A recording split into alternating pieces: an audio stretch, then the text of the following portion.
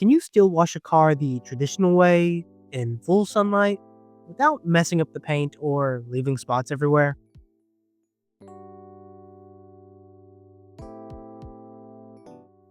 Hello everyone. I filmed this full soap wash in direct sunlight to help show you exactly what happens, what works, and what doesn't. So today, let's talk about why traditional washing in the sun can still get the job done, but also what we can do different in this summer heat. Oh, and before I forget, if you find any part of this video entertaining or useful, maybe hit the thumbs up, maybe subscribe. I'd really appreciate it. Now, let's jump right in. There's a reason traditional washing is still around.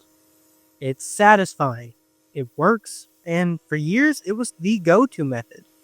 You've got your hose, your foam cannon, optional 2 soap buckets, and honestly, it just feels like it's the right way to wash a car. But here's the catch. When you're working in direct sunlight like this, you're fighting against the clock. Water dries fast, soap can leave streaks, and minerals in the water can cause real paint damage. Professional detailer or not, this is no good for anyone. If you do have to wash in direct sunlight, however, or say a customer or before an event, here are a few critical pointers I've had to learn the hard way through trial and error. Work in sections, meaning wash and rinse one panel at a time. It can definitely be a little tedious, especially when a part you're done with gets wet or soapy again, but it's a lot less of a hassle than having to polish out any mistakes you've left in the paint. Use lots of lubrication. Water on its own is not a good enough source for safely working on any surface. If the sun is drying up your soap solution, it's best to keep reapplying through a foam cannon or sprayer. If you have a section done but you're not ready to dry, keep hosing it down during the process to avoid minerals drying into the finish. It can feel like you're backtracking, but in this instance, it's helping a lot more than you think and buying you more time. Dry quickly. Use a high quality drying towel to make sure nothing's left behind. Forced and compressed air have their place, but that's after you've hand dried. Otherwise, you could be drying minerals from the water onto the surface just like the sun.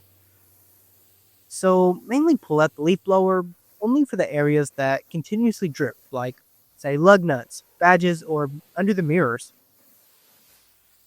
Consider investing in deionized water to help lessen the minerals in your hard water if you have some. Because the more minerals your water has, the more minerals that can get stuck on the surface and lead to irreversible damage. And finally, if you know you have a wash planned for the day and can't wait any longer, make sure to avoid washing during peak heat hours.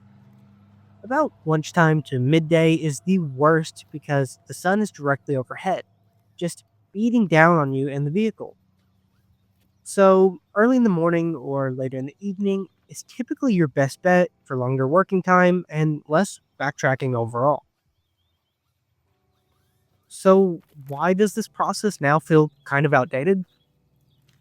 The more I've watched in full sun, the more I realize this method just isn't practical anymore. Especially if you're mobile detailing or don't have any access to shade. It wastes water, it takes longer, and in these conditions, it's easy to cause more problems than you solve. Your personal health is just as important as well. I mean, I try to work out regularly, and yeah, in this footage, I'm panting and my shirt is completely changing colors from sweat. I was short of breath and super sore by the end of it, and regretting this video entirely because of the heat. Thankfully, I had a tad bit of shade at times since it was somewhat early when I started, and some clouds actually came out for a brief period. But for the most part, it was nothing except sunshine. Not to mention, it was around 90 degrees.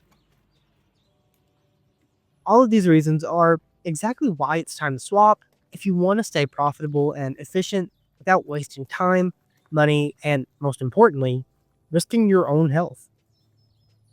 Which is why I've been using more rinseless wash systems lately.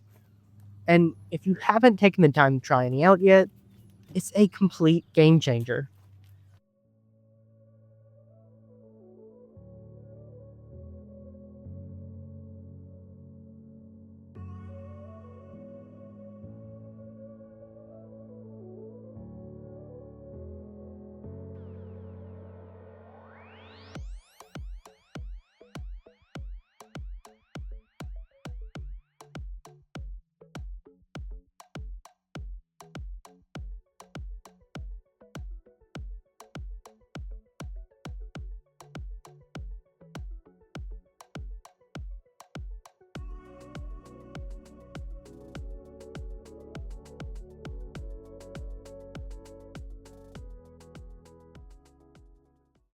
Essentially, rinseless washes are made with polymers and surfactants that encapsulate dirt and lift it safely off the paint, even in the sun.